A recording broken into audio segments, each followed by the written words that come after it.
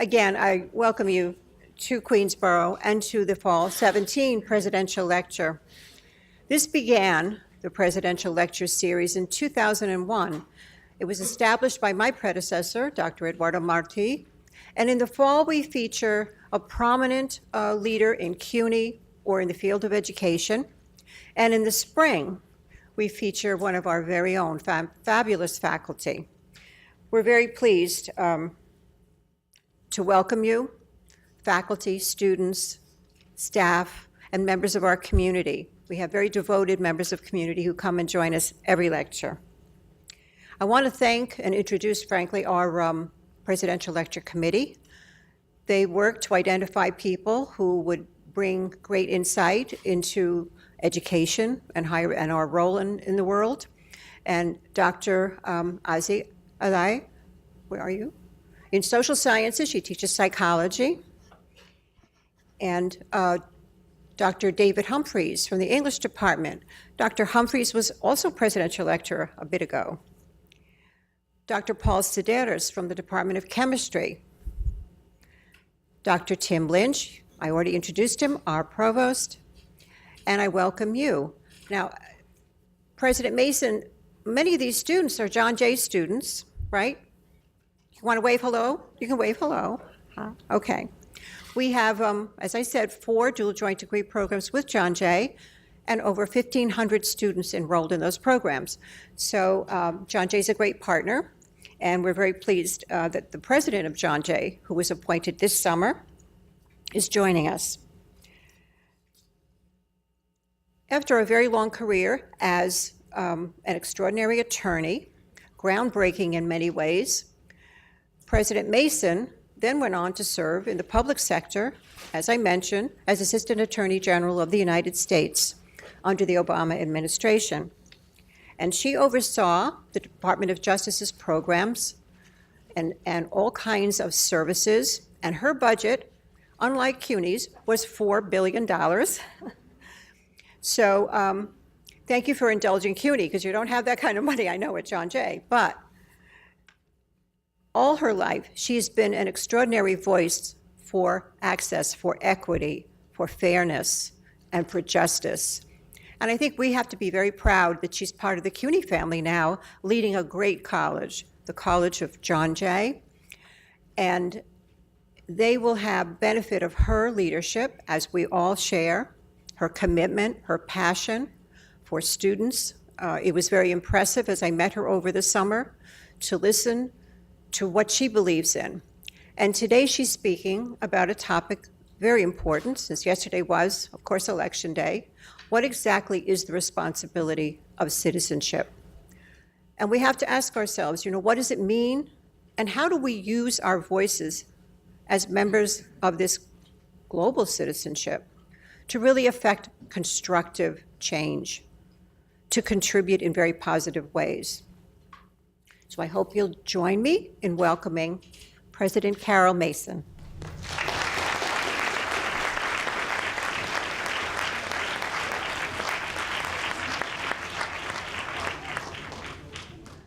Good afternoon. So thank you for being here. And thank you for your patience. So one of the first things I want to say is today was a lesson in being prepared for anything that could go wrong, because it did. So I want to thank President Call. Where did she go? Oh, there you go. Thank you for inviting me to do this. I had just started work on August 1st, and on August 9th, she sent me an invitation to do this. And I am grateful for this opportunity to come out to a sister college and to meet so many wonderful people from the Queensborough community. And now, where are the John Jay students? Raise your hands. I can't see you. Yay, good, thank you. We're the Queensborough Community College students. That's right. Yeah. So thank you for inviting me to be part of the speaker series to celebrate the 100th anniversary of women's suffrage, and that you all have chosen the theme, Women and Their Journeys and Their Triumphs. So as President Call said, yesterday was Election Day. And yesterday, everybody that I met, I asked them, did you vote yet? And particularly as we celebrate women's suffrage, we all know that so many people fought and died to have the right to vote. So I'm going to embarrass people, but Who voted yesterday? Yeah, I hope every hand goes up. That is a privilege. And when we talk about accepting the responsibility of citizenship, that's your first and primary responsibility, to vote. Because it doesn't matter who you vote for, but it's talking about raising your voice. That's your first and primary way of exercising that voice, is to vote. And not everybody has the ability to vote, and I want to be clear that, to me, citizenship does not mean that you are a recognized citizen of the United States with the right to vote. Citizenship means, to me, being part of a community, being engaged in your community. And so that, when I use the term citizenship here today, that's what I mean. But for those of you who have the privilege of being able to vote, don't ever sacrifice that obligation and that privilege to vote, because it's important. So, as I mentioned, I'm honored to be one of the women that you were talking about today through this cycle about women and their journeys and their triumphs. And but I thought about what do I want to talk about today? Really wrestled with it, particularly when they sent me examples of what people have talked about in the past. It's a little intimidating to come after last year's speaker. But I went to my tried and true. So how many of you have listened to the soundtrack for Hamilton? Yeah, so if the rest of you haven't listened to it, I encourage you to listen to it. I remember when somebody bootlegged a copy to me. It was legal, let me be clear. It was online. It was a link to a website before the play actually went on Broadway to the soundtrack, and I started listening to it, and I said, ooh, I don't want to listen anymore. I want to wait until I see it. And I am one of the lucky people who have had the opportunity to see it twice. But one of the things about Hamilton, it's my go-to whenever I'm struggling and thinking about what do I want to talk about, or when I'm discouraged, I go to Hamilton, because it's got a song to address any situation, I think, any challenge there is in life. And I think it's going to go down in history as one of the greatest performances of our generation. And the running joke where I used to work at the Department of Justice is, for those of you who could not see it, they recommended that you come by my office any day around 6 o'clock when the phone stopped ringing, and I did a reenactment of most of the songs in my office when things quieted down. My favorite song was Not Gonna Miss My Shot, Not Gonna Miss My Shot, and I hope that all of you, particularly the young people in the room, listen to that song and think about what that means, and it resonates with you about not missing your shot, because you have a wonderful opportunity with your lives that I hope that you take full advantage of. But, so, the songs I mentioned are always constantly running through my head. And for those of you who haven't seen it, one of the things that they talk about, but just visually seeing that all of our founding fathers and mothers in that play are people of color. And that's just a profound message, and on many levels. First of all, it says we all belong, and that we are all America. And it's a reminder that America is a country of immigrants. And if you haven't seen this wonderful video series they did, Google it, Lin-Manuel Miranda, and Google Immigrants, and it's got a wonderful YouTube video that reminds us of the important contributions that all of us have made to this country.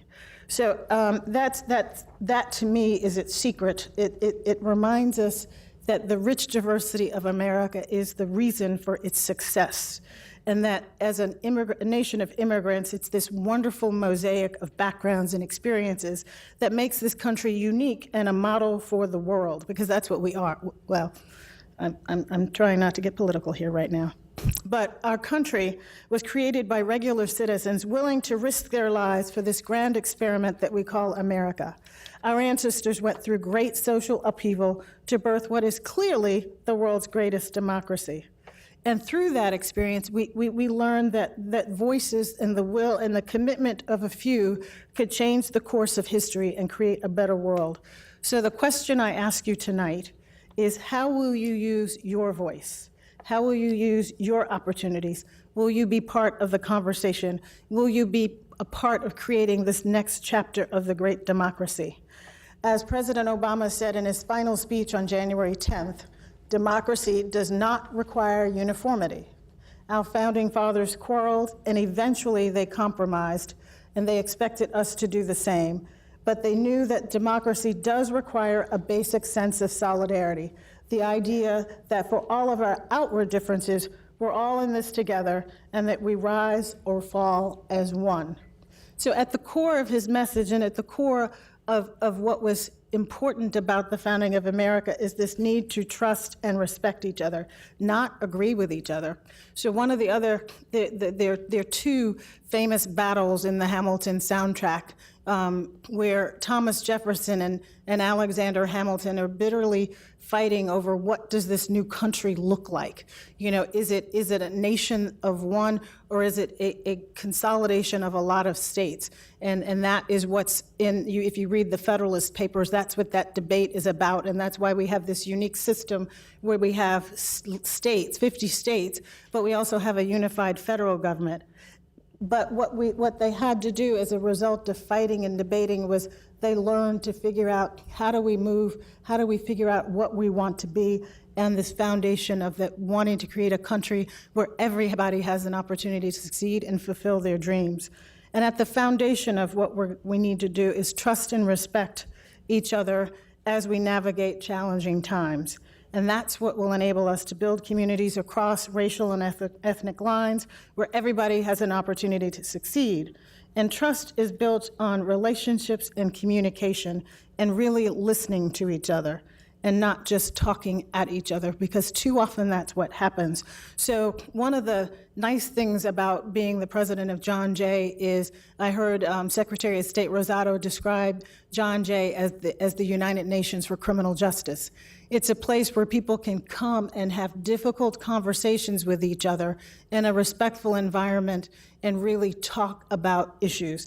And so this particular meeting that really had a profound impact on me, because it was one of the early ones I had in my tenure as the president, was a group of corrections officers. The Corrections Officers Union said, we want to have a conversation with the group of formerly incarcerated and advocates who are pushing to end mass incarceration in this country. And we want to all come together and have this conversation at John Jay, because we think that's a place where we can deal with really tough issues because of what John Jay represents.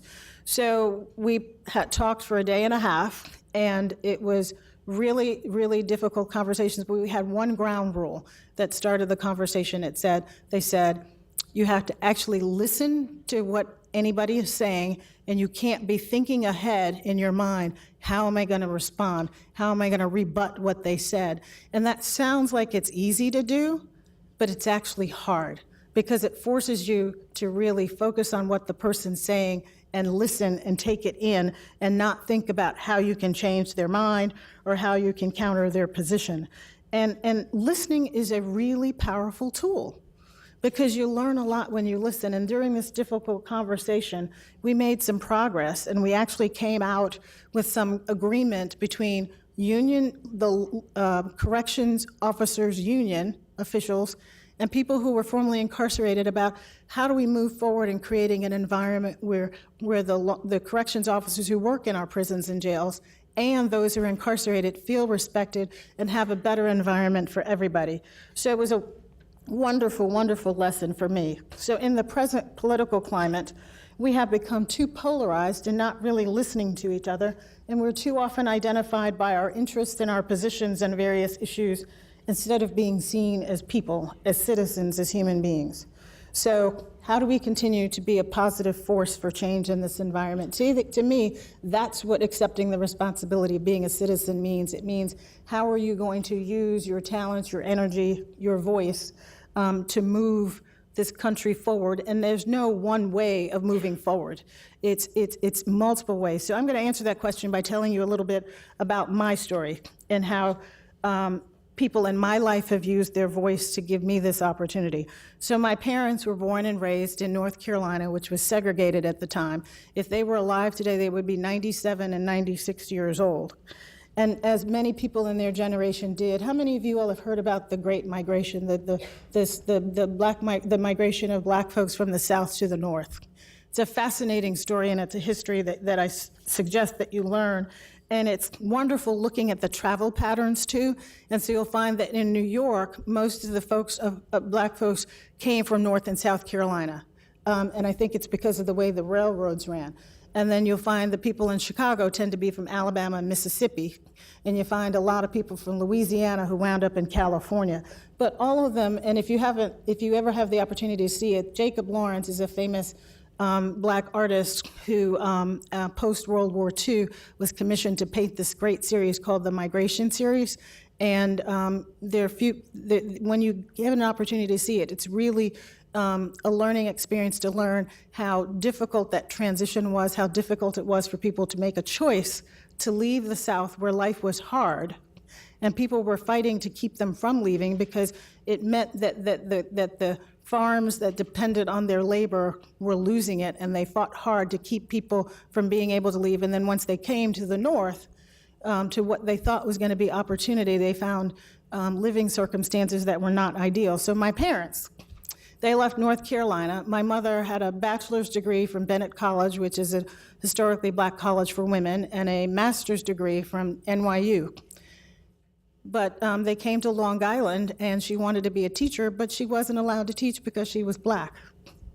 So the NAACP, she was part of a lawsuit and became one of the first 2 people to teach on Long Island after the success of that lawsuit. But during that time, during that year, while the lawsuit was pending, this is a woman with a college degree, a master's degree, plus, because she also studied at Atlanta University, she worked as a domestic because that was the only job she could get at that time to help support her family.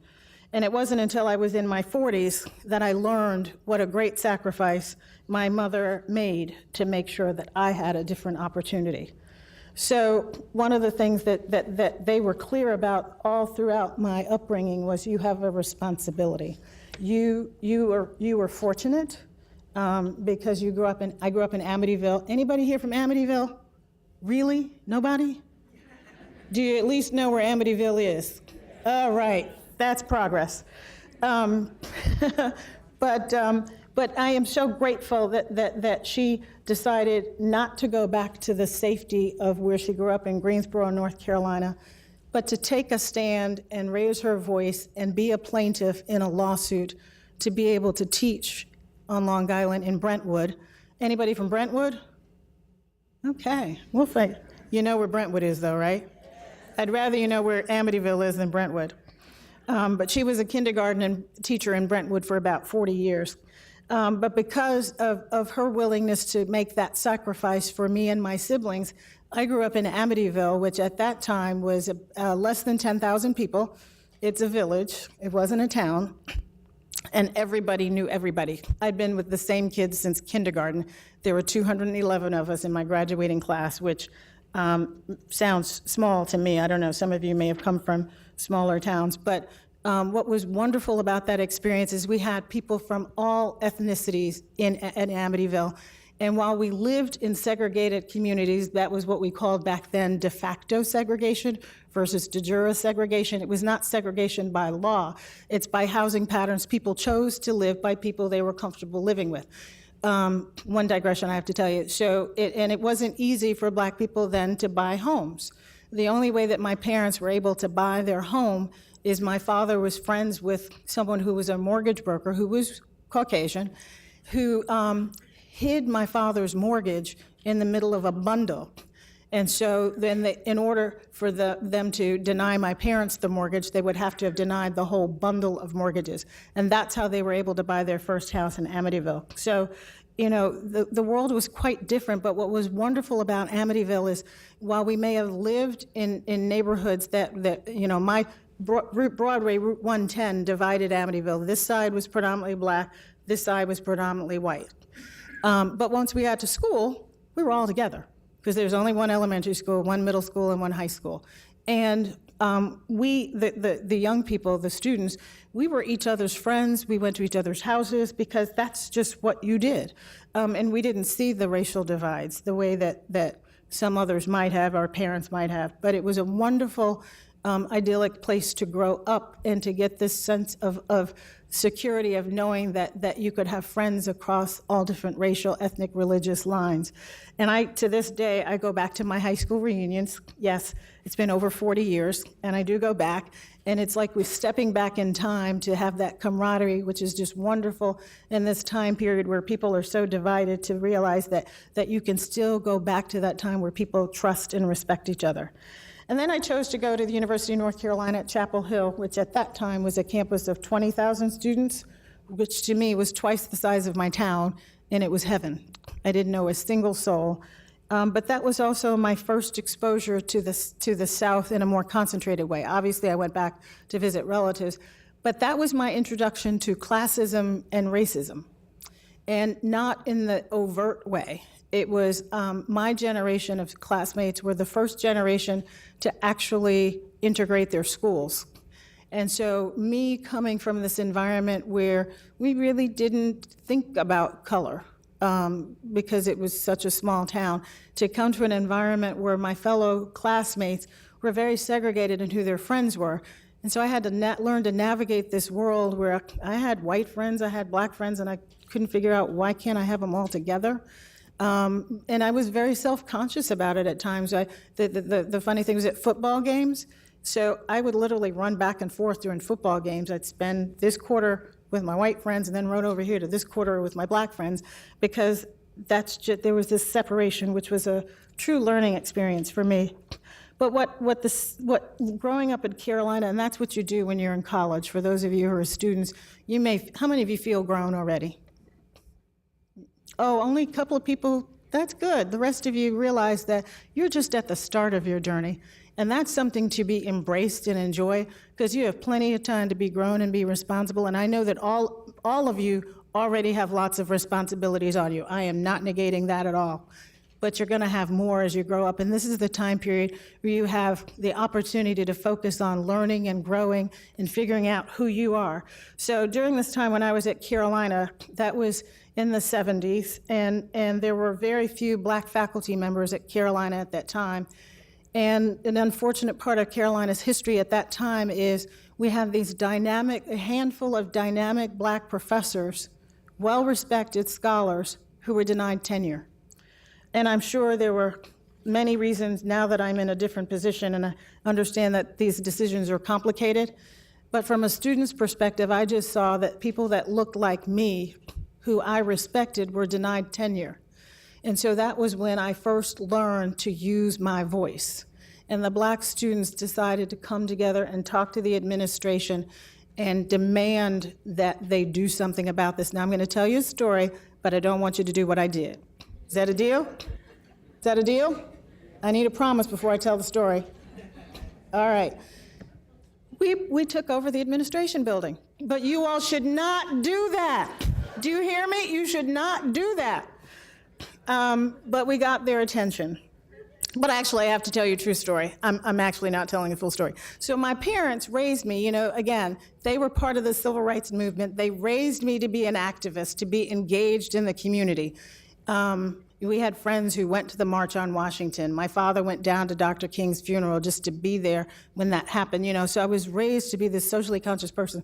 So when I called my father to tell them that I was, part of the taking over the administration building, it was my senior year, my last semester, my father was like, oh God, oh Lord, you gotta graduate, oh God. And I was like, Dad, you raised me this way. But I had this English professor who really got on us, because what happened is there weren't many of us. There weren't even as many of us that are in this room right now back then. This was in the 70s.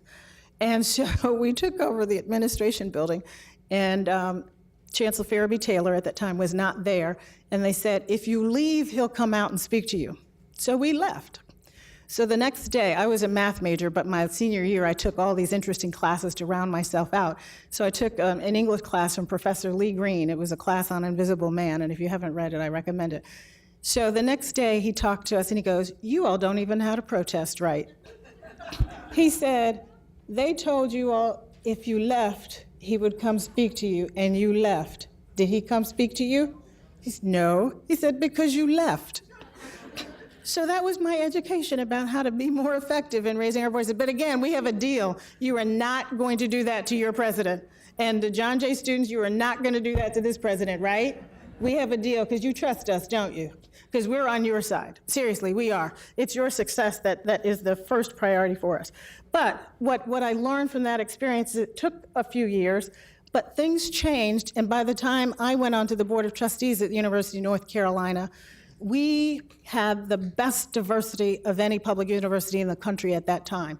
Progress takes time, but you've got to speak up and use your voice. So here's my corollary to that story. So we were raising tuition, and I was chair of the Audit and Finance Committee, and it was my first encounter with a student protest, and I tried to get into the meeting where we had our, and the students had black armbands, and they were just throngs of them, and I couldn't get through to the meeting, or I said, ooh, that might be my excuse, because I couldn't believe I was going to be on the other side of the protest. And so I remember seeing Chancellor Farabee Taylor, who, remember, 40 years before I had protested him, and so I saw Chancellor Taylor, and I said, Chancellor Taylor, I understand what I did to you now that I'm on the receiving end of a protest. But again, it is using your voice. So my journey after Carolina, where I first learned to raise that voice, was to the University of North Carolina, the University of Michigan to law school. And because of a chance encounter when I left the dining hall, the woman who became my best friend of 40 years now ultimately became the best friend of the First Lady and President of the United States. And as a result of their elevation to the White House, I had the opportunity to fulfill a dream of a 14-year-old from Amityville, New York, to be able to make a difference in this world. So I grew up, as I mentioned, in the 60s and 70s, where the civil rights movement was in its heyday, and I always dreamed of being part of the movement for justice and equality. And I even, how many of you know what Woodstock is, or was? Yeah, I didn't see any young hands go up. I saw all the folks my age. So I grew up in Amityville and wanted to go to Woodstock. You know, that was the place, but I was too young to go. And I knew that if I actually went with my neighbor, ran away and went, that I did have to come home and it would not be pretty. So I missed it. But by the time I became a lawyer, the big civil rights movement seemed to have been over. Notice I said seemed. All the major legal hurdles at that point seemed to have been addressed. But I realized, and I looked and I saw that underneath there were still these festering issues that needed to be addressed. Quality public education, access to higher education, access to quality housing for families struggling economically, and access to jobs. So I chose to focus my law career on doing something different than what my peers were doing at the law firm, who were focused on representing large corporations and doing litigation. I focused my career on what we call public finance, but that meant that I was focused on financing affordable housing for low and moderate income families, promoting economic development, which produced jobs, and I was lucky to work at a law firm that allowed me to take that path and gave me that freedom to do things. And the firm's management also gave me the freedom to do the public service things that I wanted to do as well, mentoring younger people. So at the firm, I became the first Black woman partner at any law firm in Atlanta. Later, I became the first Black woman to be on the management committee, and later became the first Black woman to chair the management committee of any national law firm in the country.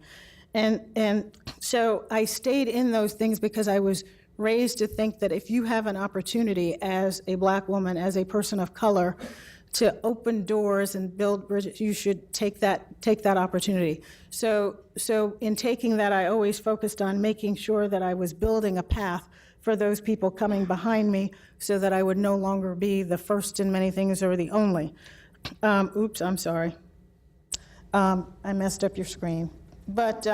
But again, the firm's leadership supported me in that, and supported me in my role of serving on the Board of Trustees at UNC Chapel Hill, where my focus was access to education, as President Call talked about. And it was important to me that my fellow trustees always talk about whatever conversations we had, whatever policy decisions we were making, they knew that I was always going to raise the question, what impact is this going to have on low and moderate income families who are struggling and deserve a Carolina education just like everyone else. Carolina is the flagship university in North Carolina. It is also the first public university in the country, I have to say. And so I pushed them, and I used that voice to remind them of what we were. We were a public university who should be there to change the lives of everyone who has the academic qualifications to be there. And so one of the things that I'm so proud of that that started under my tenure, it was not my idea, it was the idea of the woman who was head of financial aid at Carolina, who was the first in her family to go to college. She created something called the Carolina Covenant Scholars Program. And what we guarantee, or what they guarantee, is that anybody whose family earns 200% or less of the poverty line, you come out of Carolina debt-free. And the reason that happened isn't because it didn't involve any new money. It involved creativity and how we use and leverage the money that we were already getting from the federal government, using work study creatively. And I intend to do that not the promise, I can't do that promise, but I intend at John Jay to make sure that we are leveraging our assets in a way that benefits our students to the maximum so that we can minimize the debt burden. But it was about just being creative and thinking about how do we make sure that the students we want to educate have the opportunity to get that education. So, you know, I did these things, I used my voice, but I still felt this hunger that's like, am I doing enough? I've had these wonderful opportunities, this wonderful access, but I felt like, was I doing enough? And repeatedly my answer was, at the moment you are. Because if everybody is doing something where they are, making some difference in the life of somebody, making a contribution to make your community better, that's accepting the responsibility of citizenship. If we're all doing that, you're gonna see major change over time. And it's the cumulative result that makes the difference. So what I'm trying to say is that there are many ways to make a contribution. They don't have to be earth-shattering in your mind to make a difference that's will change the world. As I mentioned, after President Obama's election, I had an opportunity to go to work in Washington, but it was a tough decision. It was a decision to uproot what was a very comfortable life, to make a fraction of what I was making at the firm, and to go backwards. So here I was, somebody who had been chair of the management committee of a major law firm, and I chose to go be somebody's deputy who was 10 years younger than me. And so what I'm trying to say is that don't look at your career path as something that's linear. You've got to, and don't let other people tell you what success looks like. So I remember talking to my law partners about what job I was going to take. And I had opportunities for some big jobs. And I told them no, for two reasons. I had no exposure to the federal government, and I didn't want to go in at a Senate appointment level when I had no exposure to the government because I knew I wasn't prepared. And so you've got to recognize what you're prepared for and make decisions based on what's right for you at the time, not what people think is more prestigious. So it was a hard decision for me to leave the law firm, take several steps back and go be somebody's deputy, make a whole lot less money, but it was the best decision I ever made in my entire life. Best decision I ever made in my entire life.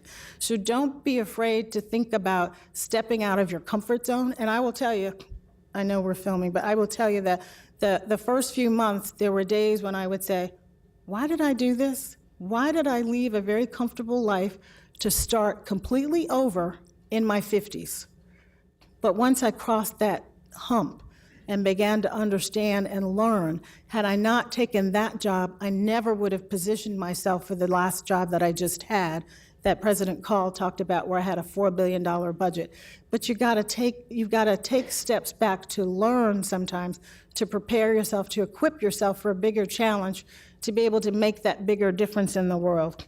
And so I was appointed to be the Assistant Attorney General for the Office of Justice Programs after having spent 3 years learning a different job.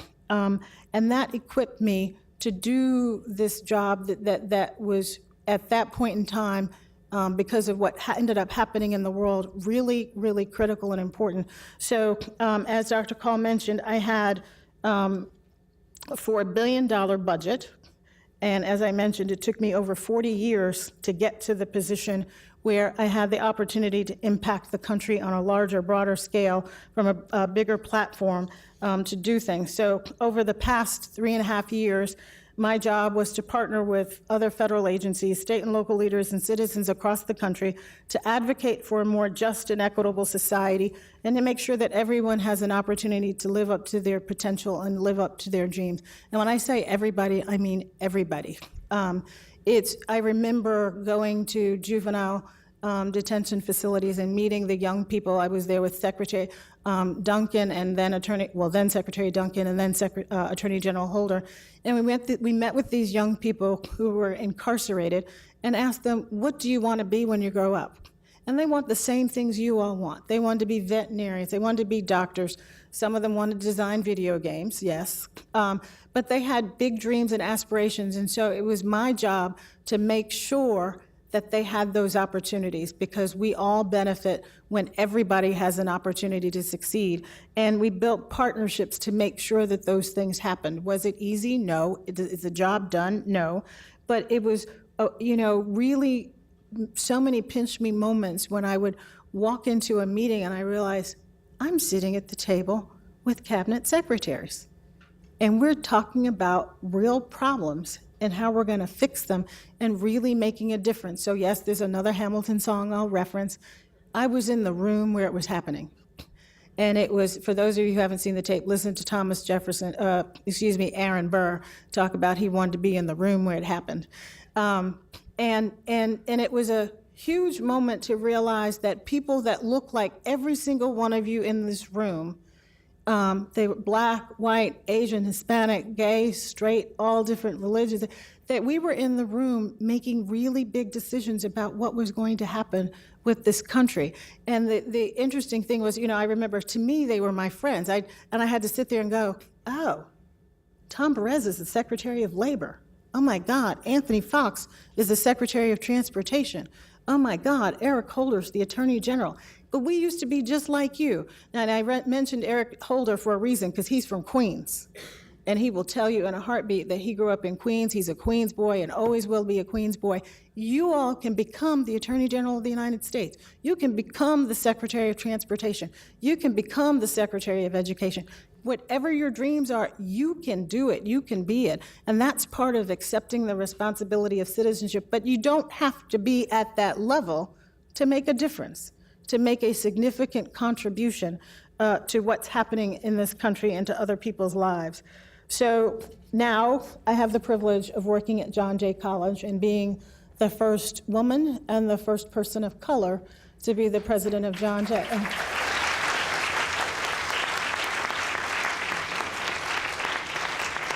And I never set out to be a college president. As a matter of fact, I didn't want to be a college president.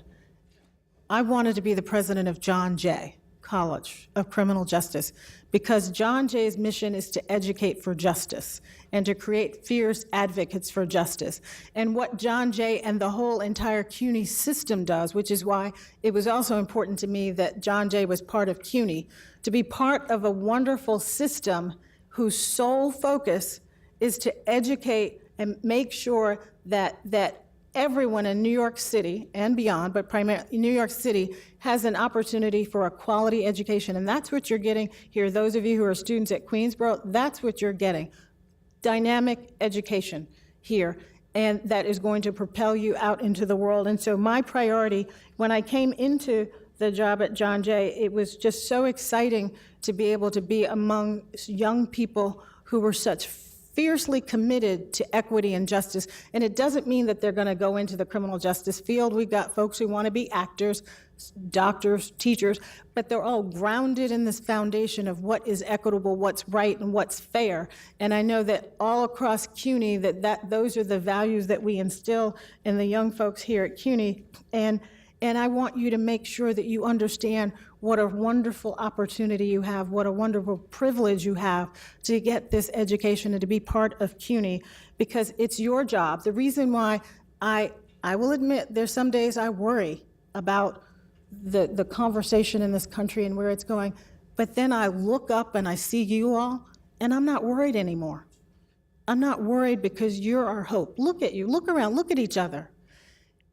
You all are our leaders. You're our future. You are going to change the world, and you can't see it right now. I remember when Valerie and I first met each other in the summer of 1979.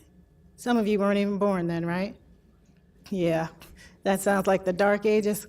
But, you know, here we were just bopping around law school, never had any clue where we would wind up and what we would have the opportunity to do. And that's what you're going to have in all kinds of facets. So it's going to be your job as our future leaders, by the dint of your own initiative and hard work, to find the recipe to achieve and guide those who are coming behind you, because that's your responsibility. So whenever I'm helping young people, and they always say, I want to thank you, how can I thank you? And I say, you can thank me by helping other people. There is no question in my mind that I am here in this position because the people who came before me, who opened doors before me, mentored me, took time to help me learn this world, from big things to little things. I remember this woman that I used to babysit for it when I was at Carolina, and I'll tell you the story. So she spoke at a lecture just like this at Carolina that I went to hear. And there was this dynamic black woman. I'm not suggesting that's what I am. That's what she was.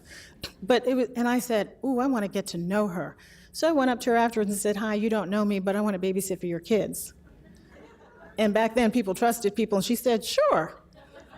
And that was a lifelong relationship. She, because of that relationship with her, I learned, and she exposed me to a world that I would never have understood. I remember that we used to go to this fancy restaurant because she wanted me to learn how to deal in those kinds of environments. We couldn't afford to eat there, but we went for dessert. And she said, because I want you to be comfortable in this environment, so I'm going to take you here so that you learn how to be comfortable here. But it was so she thought about those things. She grew up poor in Tennessee and put herself through Howard by being a domestic. And she rose to be the ombudsman for the SBA in Washington. She was under Governor Wilder. She was head of the Office of Minority Business Employment Opportunity. So, you know, people, you start small and you just don't know where you're going to wind up. But I do know that you all are our hope. And I hope that you embrace this role of making sure that you guide those who are coming behind you who may not have the same opportunities you have. And it is a privilege that you have, again, to have this education. And the lesson of our history is that progress, as I mentioned, is a slow march. But it does happen. I remember years ago, my nephew is now 30, what year is this? So he's 32. He did one of those shadow your parents day. Well, his mom was the teacher, so he wasn't going to shadow her because that was called going to school every day, and he did that every day. So I always had my niece and nephew shadow me, and we were having this conversation. Mark couldn't have been more than 10 at the time, and he said, has there ever been a black president? And I said, no. He said, why not? And I really paused, and I thought about it, and I thought, how do I make sure I don't disillusion him early? But I don't think it's ever going to happen in my lifetime or his. Well, I was wrong, so wrong, because it did happen. And many of you all have the advantage, the young folks in the room, of the President Obama is probably the first president you all were aware of. So you have the opportunity and the advantage of growing up knowing what's possible versus people my generation who cried when that happened, because that was something that we didn't think was going to happen in our lifetime. So the lesson of our history is that progress is slow, and as Dr. King said, it's neither automatic nor inevitable, but is not quick and easy success, but hard work and perseverance that will give our accomplishments lasting importance. The progress we've made as a nation has been hard-won and the result of courage and sacrifice on the part of countless heroic individuals who look just like everybody in this room. And so I believe this courage continues to be called for in our time, and I'm confident that you guys have it.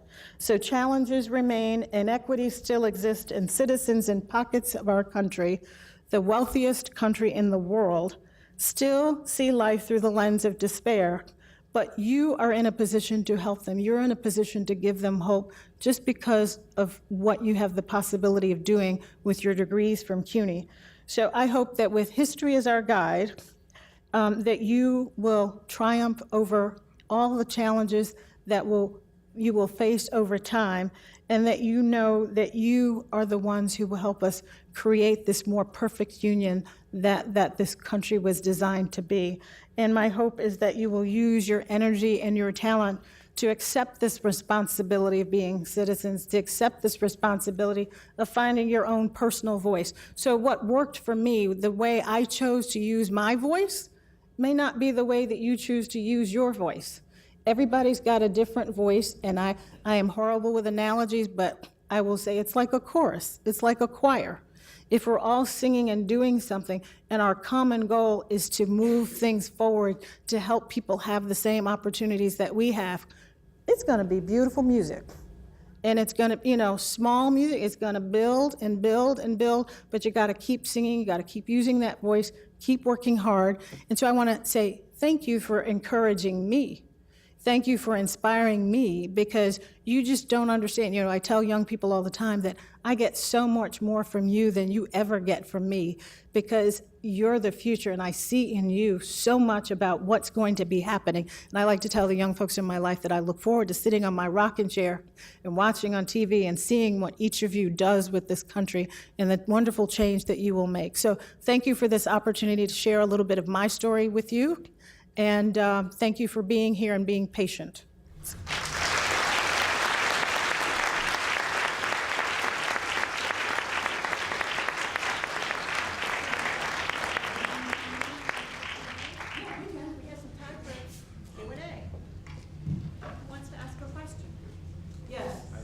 How would you define justice?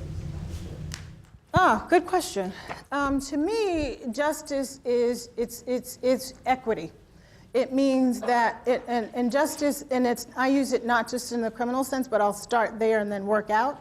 To me, it means that in terms of an accountability sense, it's meaning that we're being fair and thoughtful about how we treat people and what kinds of consequences people have for what they do. And so one of the things that was something we worked on quite a bit together with other departments was this notion of supported school discipline, because too often behavior that when those of us in the front row were children, the behavior that we did, because we all acted out, we all did something wrong. I had one person, when I asked this, who has never done anything wrong? I had one person raise their hand. She said, I was a preacher's kid. And I said, and I know you're lying. So the question is, how do we create a support system that allows people to make mistakes and grow? So to me, justice is a world where people are given the social safety net and given structures where they have the opportunity to fulfill their dreams and have access to opportunity. Does that answer your question? Now, if you don't ask questions, I will. Oh, there you go.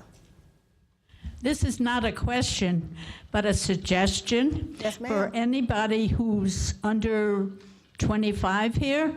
I think there's a few. I would suggest that you take a look at 2018, where your congressmen will be running again, where your state legislators will be running again. Get in touch with those headquarters. The wonderful thing about political action is that they don't care who you are, what age you are. If you're able, they will let you do it. I have met more people and gone to the White House like you through local connections. You may not spend your lifetime there, but the people you meet who are working with you are well worth the trial. So that's one of the possibilities that could make starting out looking for community. You might even know somebody who knows somebody in there to get a job, and on it goes. Thank you.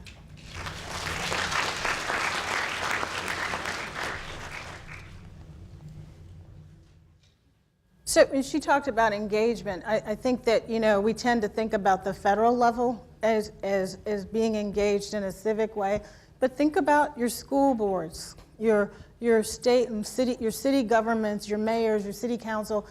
Go to those meetings, hear what they're talking about, and express your views on those things, because you have a voice and you need to be thinking about and aware of what's happening, because that's where the real power is, at the local level, and that's where change is really happening. And so I encourage you, as she said, to pay attention to what's going on where you live.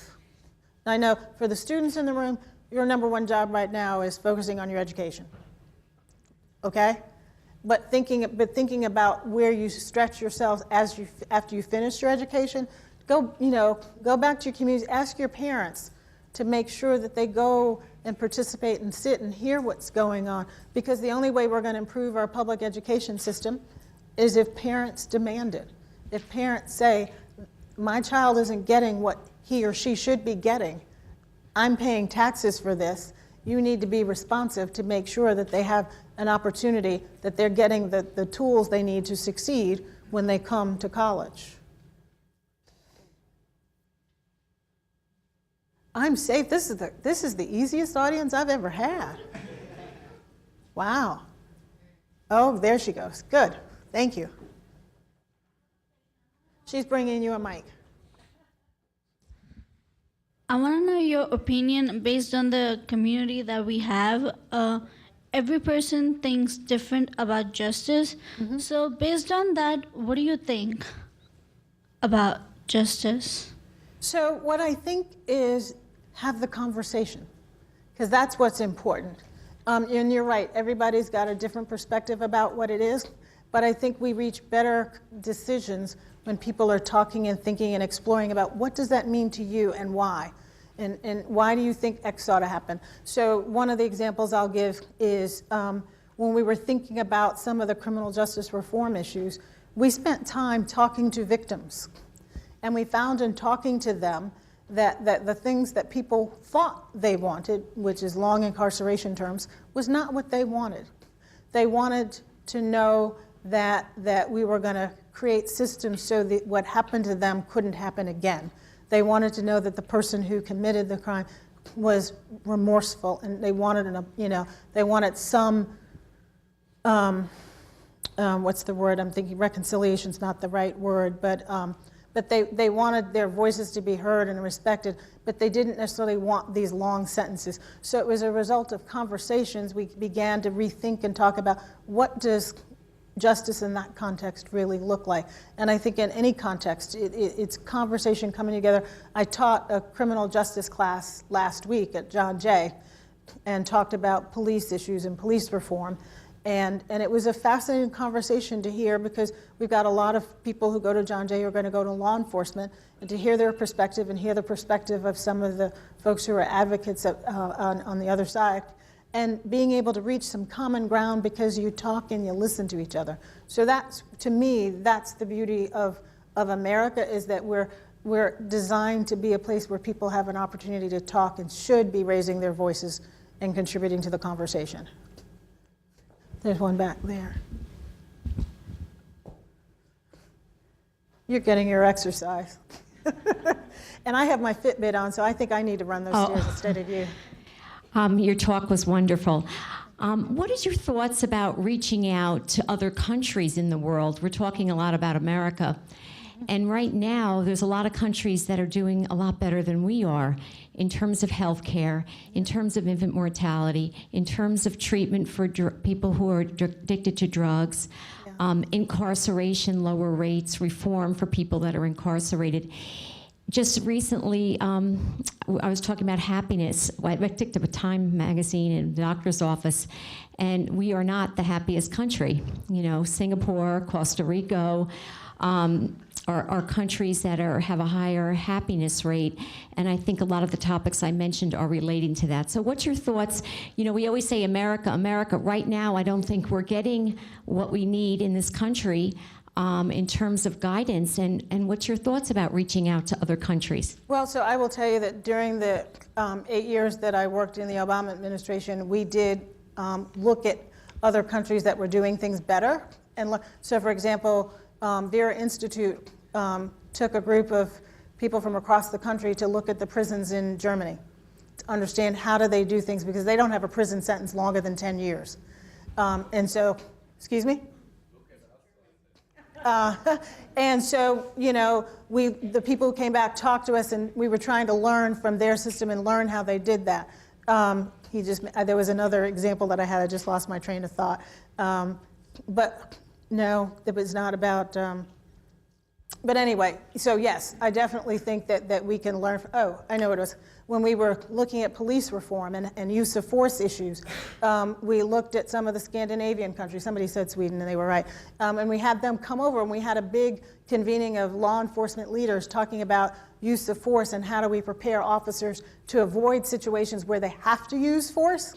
And we had these law enforcement leaders from other countries come over where their law enforcement officers don't carry guns. Granted, the world is different. Not only do the officers not carry guns, but the population's not carrying guns either.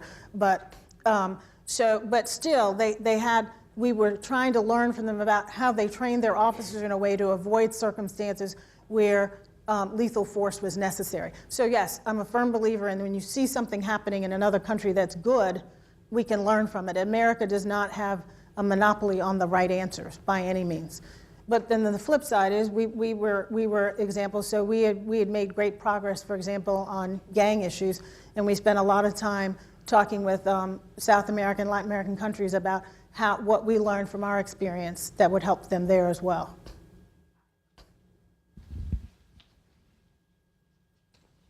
Thank you. Good afternoon. Hi, thank you for the lecture. It was really interesting so far. I recently became a citizen last month. Congratulations. But thank you.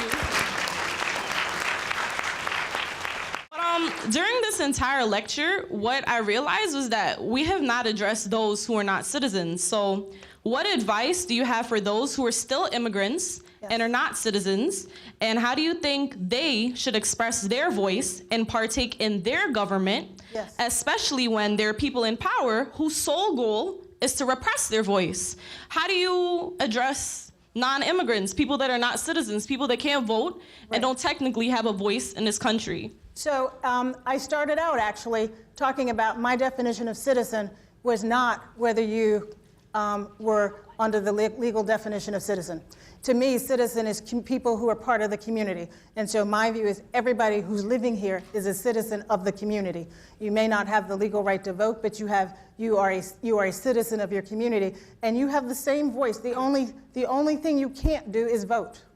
But you have an opportunity to talk to people. You can still go to public hearings and public meetings and raise your voice and talk about what's important. You can still reach out and help those coming behind you, but the most important thing you need to do right now is get your degree. That's your number one thing to do, because once you have, education is power. And once you have that degree, that's going to, so, and I will tell you that the CUNY system across the board, we have made it clear that we don't care, we don't ask people's legal status. All we care about is that you are students that we want to educate and equip to be successful in this country.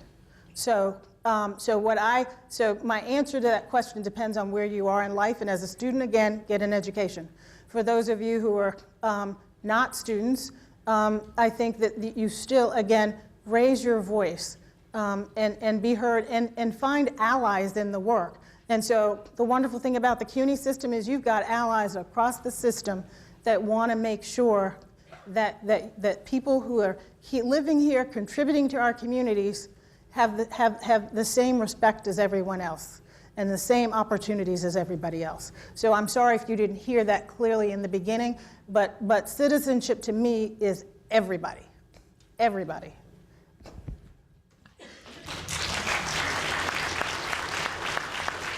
I thought, yeah. Hi, good afternoon. Thank you so much for coming. My name is Loaisa, and I also have a similar question. In the beginning, you spoke about citizenship and how it's so much more than just voting. And the first thing I thought of was my relatives in my homeland of Puerto Rico who are citizens but yet cannot vote. Mm-hmm. So I ask you, to people like that, and also like the sister here was trying to get at, when citizenship means something so different for so many different people, even when you have this so-called citizenship, it's not just Puerto Rico, it's also Guam and other countries. U.S. Virgin Islands, yeah. Right, exactly. How do you define citizenship for them? And how can they, more importantly, how can we use our citizenship here to advocate for populations like them? Yeah. So, yes, people in Puerto Rico are U.S. citizens. You don't have the same voting privileges that we have, but you do have representation in Congress. And I will tell you that the representative in Congress, who I met with a lot when I was in the Department of Justice, is a fierce advocate for the people of Puerto Rico. I will tell you that it's a complicated issue. So when I was at the Department of Justice, my boss at that time was the co-chair of the task force on looking at Puerto Rico. He was Tom Pirelli was co-chair with Cecilia Munoz to figure out what do we do. It's a complicated issue, as you know, because there are some people, there's no consensus on whether on statehood issues in Puerto Rico. But I do think that we all no, I shouldn't say all. CUNY is clearly committed to helping the people of Puerto Rico. We had at our Council of Presidents meeting this morning, it was the #1 topic, to talking about what support we're giving to people from Puerto Rico without them thinking that we're going to raid the talent from there. We want to be supportive without draining the talent that's already leaving because the circumstances there are so bad. At John Jay, one of our professors, Jody Rory, just came back from taking a group of medical doctors and nurses over to provide health care in Puerto Rico. So I think that you will find that in New York, we're lucky to be in a state that recognizes the talent and has this strong commitment to the success and the recovery of Puerto Rico. But not everybody has that same commitment. But I will tell you, it's widespread. I've got friends in DC who every day I'm getting an email about fundraising and support and what we're going to do there. So it's on people's minds, and it may not be in the news every day, but the nice thing is I think that there are people who are committed for the long haul, but that doesn't answer the question about the vote. But part of that the people of Puerto Rico have to decide that themselves, and you know that there's a great divide on that. Okay. Well, thank you, President Mason, and thank you for being with us today.